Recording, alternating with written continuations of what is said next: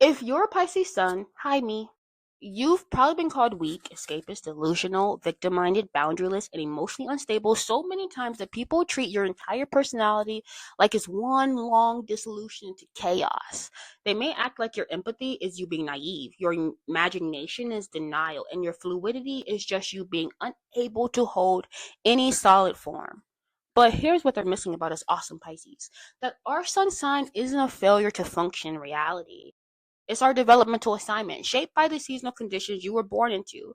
And you see, Pisces season falls in late winter, transitioning into spring, roughly February 19th through March 20th, when the ice melts, boundaries dissolve, and everything that was frozen and separate begins merging back together, and the whole system prepares for renewal. You see, this isn't about being weak or lost. It's about being born into the season that teaches disillusion, transcendence, imaginative possibility, and a specific kind of wisdom that comes from understanding that boundaries are temporary and everything is connected. So, what people call Pisces traits are actually late winter dissolution strategies, and we're going to be setting this record straight. Number one, people think you're weak when you're actually choosing fluidity over rigidity as a strategic response. And I hope I pronounced rigidity right, because I probably didn't. It's probably going to be the last time I say that. But so the weakness accusation, I think it completely misreads what you're doing. You're not weak, you're fluid. Late winter is when rigid things break and flexible things survive. The ice melts, the hard ground it softens, and everything that was locked in form, it kind of, in a sense, begins to like flow. You're built the same way. You survive by adapting, not by resisting. So when you yield instead of fighting, you're not being passive. You're choosing the strategic response that preserves you while letting force pass through. Water isn't weak because it flows around obstacles. It's intelligent. And you do the same thing. You move with circumstances instead of breaking yourself up against them. And the people who call you weak usually equate strength with being rigid and force. They'll think that if you're not constantly asserting and defending, that you just must be unable to. But you're actually strong in a different way. You're strong the way water is strong. And you can't be broken because you have no fixed form to break. So what they call weakness is actually fluid intelligence. And they just can't get their hands on us. You know what I'm saying? Because they just try to grab us and we just right through their hands. Like the movie, I can only picture it in my head, like that glob and the white guy with the glasses, and I think he had like some blob he can control or something. I don't remember. But anyway, we're like that. Number two, people think you're escapist when you're actually accessing imaginative realms that informs reality. See, escapist, it is suggests that you're running from reality, but you're not avoiding reality. You're accessing dimensions of it that others can't perceive. Because late winter is when the boundary between what is and what could be becomes permeable. Seeds, they dream underground. The system imagines what it will become. And you do the same thing. You access possibility. So when you drift off into imagination, daydreams, or creative states, you're not checking out, kind of. You're gathering information from non ordinary consciousness that helps you navigate ordinary reality. Your imagination isn't escape, it's intelligence, because you see potential futures, alternative perspectives, and creative solutions that aren't available to purely rational thinking. So the people who call you escapists usually think that reality is only immediately visible and measurable. They can't access and they don't trust imaginative consciousness. So they dismiss it as avoidance. Kind of like what they can't see is not real for them. What they call escapists is actually you working with dimensions of reality they just don't recognize as real. Number three, people think you're delusional, delulu, when you're actually perceiving emotional and energetic truth that isn't visible. You see, delusional, it implies that you're seeing things that aren't there, but you're seeing things that are there and aren't visible to conventional perception.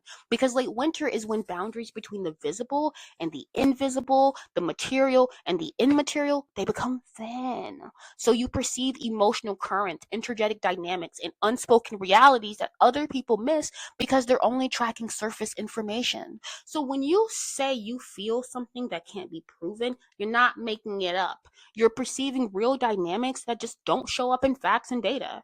You feel the mood in a room, the truth beneath someone's words, the energy of a solution. And that's not delusion. That's perpetual capacity most people don't have. Depth, baby. The people who call you delusional, they usually only trust when it can be empirically verified. They think that if something can't be measured, it's not real, and you know better. You work with the context, between the lines, the emotional truth, the spiritual reality, the energetic information. So what they call delusional, I think, is actually you perceiving dimensions they're not equipped to sense. Number 4, people think you're victim minded when you're actually feeling the suffering of systems you're connected to. See, the victim mentality is harsh, and I think it misses what's actually happening because you're not identifying as a victim. You're permeable to pain. Late winter is when everything that was separate starts to merge. So you don't have strong boundaries between your suffering and other suffering. Instead, you feel collective pain as personal pain, which is not victimhood. So when you're overwhelmed by sadness or suffering, it's often not even yours. You're absorbing pain from the field around you, from family systems, collective trauma, environmental distress, and you're not wallowing. You're processing emotional information that's real, but it doesn't have a clear source, which is exhausting and it is confusing. But it's not some victim mentality. So the people who call you victim minded usually have strong boundaries and can't even imagine why anyone would feel things that aren't personally happening to them. They may think that if you're in pain, it must be because you are doing something wrong. So what they call victim mentality could actually be you being porous to collective and systematic suffering. Number 5, people think you're boundaryless. Kind of. When you're actually operating in a consciousness where separation is temporary. Okay, so boundaryless, I think it suggests that you're dysfunctional. But you're not lacking boundaries because you're broken. You're working with fluid boundaries because that is the consciousness of late winter. Everything that was frozen that was separate, is now melting together. So the individual identity, it also becomes less solid, and you will experience yourself as connected to everything, which just kind of makes conventional boundaries feel artificial. So you're not unable to set boundaries. You're just not convinced that the boundaries people insist on, at least, are as real as it or important as they think. You may experience life as fundamentally interconnected. So boundaries exist, but they're permeable and provisional, not fixed and absolute, which is not dysfunction. I think that's the whole different type of breed, because the people who call you boundaryless, they usually need strong separation instead to feel safe. So they experience their identity as ending at their skin, I guess I would say. And instead, I think you experience your identity as extending into everything you're connected to. So what they call boundaryless is actually you operating from more of an interconnected model of self and reality. Number 6, people think you are emotionally unstable when you're actually reflecting the environmental environment or the emotional environment that you're in. So emotionally unstable, I think it suggests that your moods are random and they're out of control, but they're not random. Trust me, baby. They're responsive because late winter weather shifts rapidly as systems transition, and you're the same way. You're picking up emotional weather from everything around you and reflecting it, which looks unstable if people think emotions should be internally generated and constant. See what I mean? So your emotional state, it will shift because you're absorbing and processing emotional information from your environment continuously. You will walk into a room and you will feel that emotional tone. You will talk to someone and you will feel their unspoken state. So I don't think you're necessarily emotionally unstable. I think you're emotionally permeable. Your emotions are information about what's happening around you, not just inside you, if that makes any sense. So the people who call you unstable, they usually generate emotions internally and they'll maintain them regardless of the context that comes up. And they'll think that that is stability. But you're working with a different system. You're tuned in to emotional frequency all around you. So what they call unstable, it could actually be you being highly responsive to an emotional environment. Number 7, people think you're naive when you're actually choosing compassion over being cynical as a conscious practice. See, I think naive suggests that you don't understand the way things really work. But you get it fine. You got it. You're not ignorant of darkness, betrayal, cruelty. You've seen it all. You know it all exists. Late winter has seen everything die, decay, dissolve. We're not naive.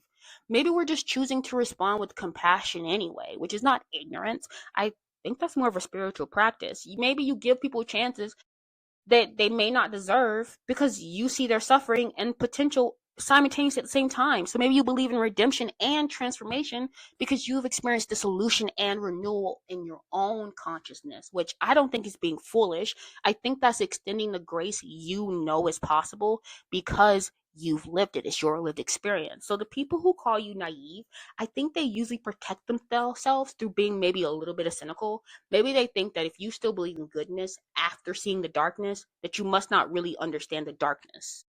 I kind of think that's what it is sometimes. But you do. Maybe you just choose compassion anyway. So, what they call naive could actually be you maintaining faith in possibility despite evidence to the contrary.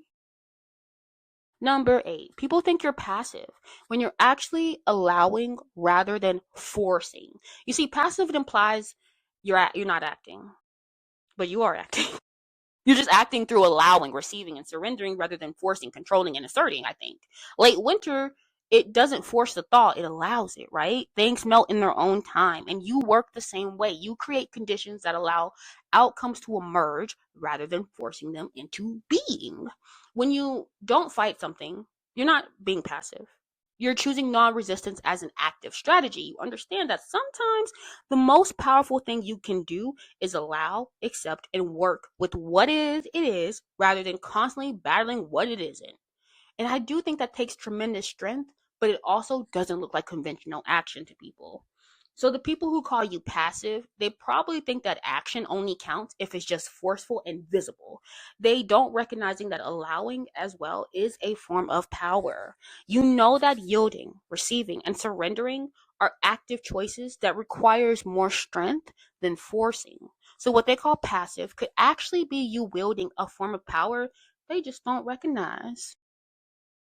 Number 9, people think you're impractical when you're actually working with possibility before it even becomes material. See, I think impractical, it suggests that you don't deal with reality, but I think you work with reality at a different stage because late winter is when everything exists in potential before it actually manifests. The seeds haven't sprouted yet, but they're full of what they'll become. So you work with that stage of reality more, the possibility before it becomes a form, which is not impractical. I think that is visionary. You see what could be and you work from there. That makes you seem impractical to people who only work with what already is. But all creation, doesn't it start in imagination before it becomes material, right? The bridge that's built got to start in your mind before it could actually be the bridge that's built, correct?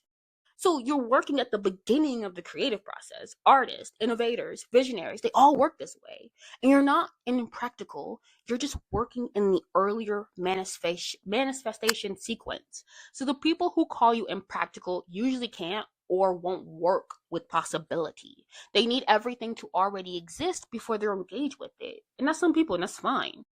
You, however, can probably hold and develop what doesn't exist yet. What they call impractical is actually you having the capacity to work with reality before it ever becomes concrete. Number 10, people think you're martyrs when you're actually experiencing personal suffering as connected to collective healing. See, the martyr accusation, it suggests that you're sacrificing yourself for attention or to feel superior. But that's not what's happening. You do sacrifice yourself sometimes, but not for ego. You see, late winter is when individual forms dissolve back into the collective to nourish what's coming. You experience your suffering as a part of something larger than yourself. So when you go through something painful, you often feel like you're somehow processing it for others or transforming it for the collective, which is not delusion or martyrdom. That's how you experience your connectedness. Your suffering, it doesn't feel purely personal. It feels like you're metabolizing something for the system you're a part of. See, the people who call you a martyr usually experience themselves as separate individuals whose suffering is purely personal. They can't imagine suffering being connected to a collective healing, but you experience life as fundamentally interconnected. So, what they call martyrdom is actually you living in awareness that personal and collective aren't separate. So, the bottom line, If you're a Pisces sun, hi me, you're not delusional, weak, or lost. You're a late winter specialist. You're built for dissolution, transcendence, definitive consciousness, and the kind of wisdom that comes from understanding that all boundaries are temporary and everything is connected. And what people call your negative traits could actually be sophisticated strategies for the season you were born into. You're not here to maintain rigid boundaries and fixed identity. You are here to demonstrate that fluidity is a form of strength. You're not here to only work with a visible, measurable reality. Isn't faith being known that you have access to imaginative and spiritual dimensions that inform the material life? You're not here to protect yourself through being cynical. You're here to maintain compassion even when it costs you. See, the people who get you, they're going to understand that your fluidity isn't weakness, it's adaptation, baby. Your imagination isn't escape, it's access and kind of escape. I'm not going to lie about that one. Your empathy isn't being naive, it's permeability. That your faith isn't delusion, it's courage. The people who don't get you will keep asking you to be tougher, more practical, more boundaried, more cynical, and let them. You've got more important work to do, like maintaining the capacity for compassion, imagination, and transcendence that reminds everyone that renewal is always possible, even in the darkest season.